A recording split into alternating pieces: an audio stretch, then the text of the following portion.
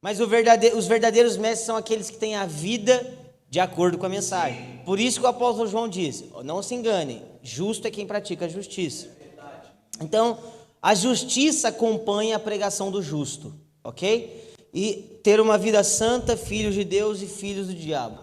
Amados, não deis créditos a qualquer espírito. Antes, provai se os espíritos procedem de Deus. Porque muitos falsos... desculpa, eu não falei onde é, né? 1 João 4, versículo 1. Porque muitos falsos profetas têm saído pelo mundo afora. Nisso reconheceis o Espírito de Deus. Então, peraí, vamos lá. Eu estou praticamente falando da mesma coisa até agora, tá? Vamos lá junto. Primeiro ele fala assim, do diabo é quem tem a vida que não é justa. De Deus é quem tem a vida com justiça. Tá dando uma microfonia que está incomodando meu cérebro. Aleluia. Aí... Então, o verdadeiro ensino gera santidade, o falso ensino gera pecado. Então, você precisa criar esse discernimento. E o apóstolo João agora vai nos ensinar o seguinte: provai os espíritos. Gente, esses espíritos aqui está falando dos ensinos dos mestres. Mas se você quer levar isso para os espíritos, também pode levar, ok? Por quê? Porque tudo que é ensinado provém de um espírito. Na verdade, são 2 espíritos só, ok? O resto é tudo gente pequena. Eu vou te ensinar quais são esses 2 espíritos. O primeiro espírito é o Espírito de Deus, que é o mesmo Espírito de Jesus. O segundo é o Espírito do Anticristo, ok? Então, todo falso ensino, seja ele qual for. Mas isso é pombagira. A pombagira é serva do Anticristo. Quem entendeu o que eu estou falando? Amém? Então, tem o Espírito do Anticristo ensinando a asneira e tem o Espírito de Cristo, que é o Espírito de Deus, ensinando a verdade e a doutrina celestial. Quem está me entendendo aqui? Então, o que o apóstolo João está dizendo? Provem o Espírito. Prova o Espírito que está te ensinando. Prova a mensagem que você está ensinando. Gente, esse provai é o mesmo provai e vede que o Senhor é bom. Provai. O que é provai? Provai. O que significa provar?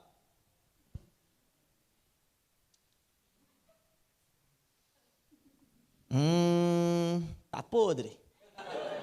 Quem está entendendo o que eu estou falando? A Bíblia diz, provai e vede que o Senhor é bom. O que você vai fazer? Você vai pegar do Senhor. Vou provar. E você vai testificar que Ele é bom. Né? Então, eu sei que o Senhor é bom, mas prove e veja que o Senhor é bom. Então, da mesma maneira, o apóstolo João está ensinando. Provem a doutrina, provem os ensinos, analisem para ver se isso é ou não é a verdade. Então eu quero deixar isso para você, para a gente continuar. Gente, inclusive o que se prega nessa igreja, inclusive o que você estuda, inclusive... Gente, deixa eu te falar uma coisa. Agora, a gente vai entrar nesse ponto agora, eu já vou dar um link. Nós não somos o tipo de igreja e eu não sou o tipo de pastor que você vai me mandar uma mensagem de um cara e vai perguntar assim, eu devo ouvir esse cara ou não? Eu vou responder, cara, eu não gosto, mas você faz o que você quiser.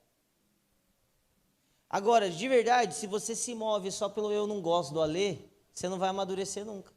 Você precisa provar e ver. Você precisa... sei não. Quem está entendendo o que eu estou falando aqui? Gente, quem vive nessa coisa de tipo, eu posso ou não posso, eu devo ou não devo, é porque não aprendeu a discernir as coisas pela palavra, não aprendeu a discernir as coisas pelo Espírito de revelação e não aprendeu com aquilo que sofreu.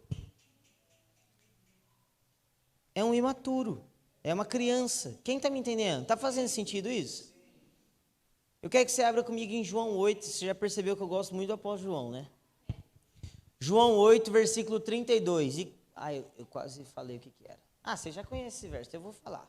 E conhecereis a verdade, e a verdade vos libertará.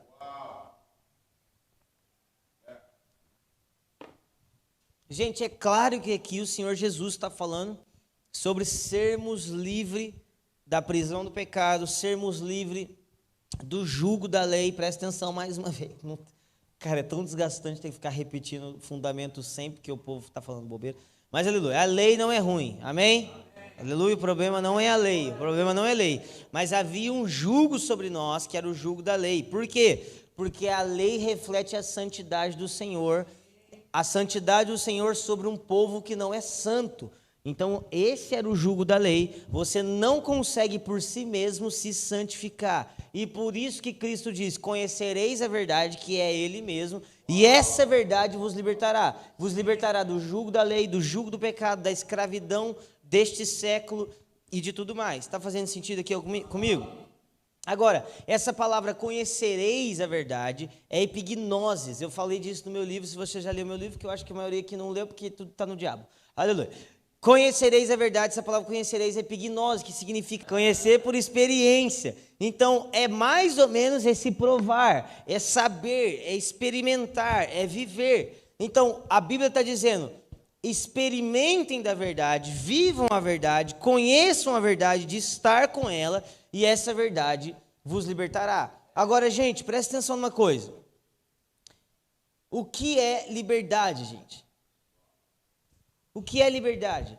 Porque de verdade, se você acha que liberdade é ser livre, você é ingênuo. Por quê?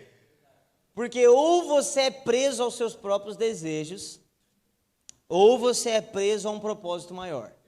Ok? Um homem e uma mulher, o ser humano não consegue viver sem propósito. Então todos nós somos escravos de algum propósito. Ok? Se eu não me engano, aquele ateu mais famoso que morreu lá, ele disse que cristãos são pessoas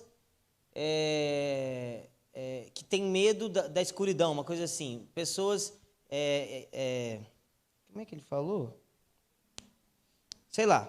Pessoas que têm medo da escuridão e por isso não se apegam ao fato de que não existe um Deus. E aí um teólogo rebateu e disse que ateus são homens e mulheres com tanto medo da luz que se apegaram à escuridão.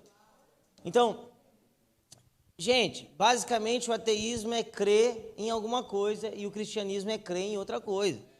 E aí o cara que resolve não crer nem no ateísmo, nem no cristianismo ou numa fé, ele vai crer nele mesmo. Então, todos nós somos escravos de um propósito, ok? Basicamente, sabe o que é? Gente, uma vez eu escutei isso do Douglas Gonçalves, se eu tiver errado, você guarda para você. Mas ele disse uma vez, falou assim: Ale, eu sou psicólogo e eu resumo a depressão e o sentimento de desejar se matar em basicamente o cara perde objetivo de vida, ele perde propósito. Ele não consegue ver um futuro, ele não consegue pensar em 5 anos, 10 anos na vida dele. É por isso, gente, que em alguns países muito ricos, as pessoas conquistam tudo com 20 anos, daqui a pouco elas sentam e falam assim: gente, mas não tem uma louça para lavar, não tem um probleminha? Vou me matar. Por quê? Porque não tem propósito. Então, gente, quando a Bíblia diz: conhecereis a verdade vos libertará, a verdade nos libertará de nós mesmos. A verdade nos libertará dos falsos ensinos. A verdade nos libertará do nosso pecado. A verdade nos libertará da obra do diabo, da obra do anticristo. Mas a verdade nos aprisionará na verdade. Nós fomos tirados do império das trevas e trazidos para o reino da luz.